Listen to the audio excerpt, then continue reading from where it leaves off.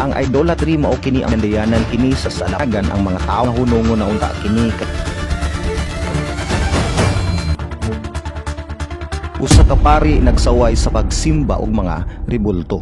And thank you very much for being here, Father Archie Gariba. God bless you, Father Archie. Yes, yes. Father Archie, ano po ang paninindigan ng Simbahan Katoliko patungkol po doon sa pagluhod, pagsamba, or pag-revere ng mga imahe po? Kinaugalian na through the many centuries. Nabanggit ko nga po na our tradition should be baptized by the Word of God. Yung talagang ultimate standard natin, no matter how seemingly beautiful. Kasi kapag sanay ka na to protracted long history, akala mo totoo eh. Oo. Yes. Are you saying it's time now that medyo baguhin na yung tradisyong yon? Yun na yun.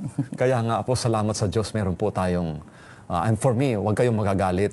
Ako po isang Katolikong Franciscanong pare, but deep within my spirit, I have to say what is right, and I know, hindi po matutuwa si Lord kung ako'y wishy-washy with my words, no? Kailangan straight po. At maraming matutuwa dahil it's the Word of God. It's not my word, it's not our word, but it is His word. At mabagsik po yung pagtumama. That's also my passion to be able to relate to others.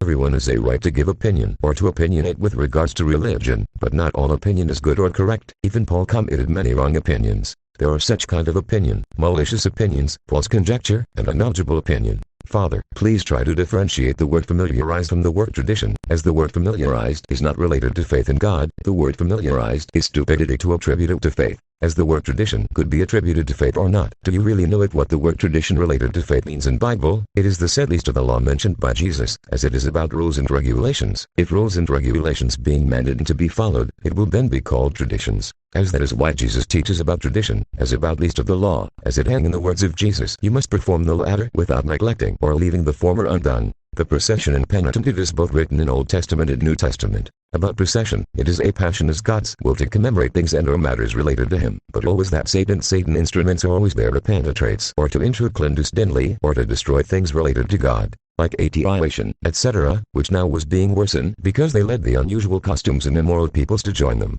And as about tradition, when Jesus said why you defies the law just because of your tradition, it doesn't mean tradition related to faith is prohibited, but what Jesus means is simply about what He said, you must perform the latter or the law without neglecting the former or the least of the law undone, for as Jesus said, heaven and earth may vanish, but not even the least of the law and smallest stroke of the pen. The Matthew 15 verse 3-6 was being cleared in Mark 7 verse 10-12. Jesus here referring for the bad tradition of Israel disbelievers, for as it said here, as the gift to parents is devoted to God, so as they mean.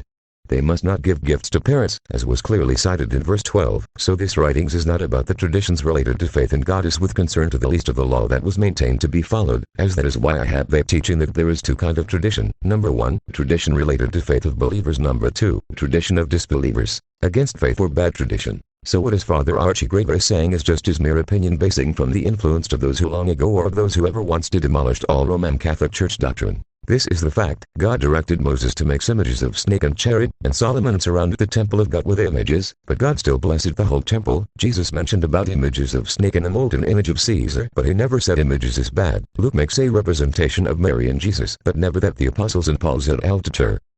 I already explained repeatedly about this in my blogs, YouTube and Facebook. Read the links I posted in my comments and or description about explanations of the verses being used to assault Roman Catholics Church, and verses in Bible that kneeling or the like are not prohibited to be done to others.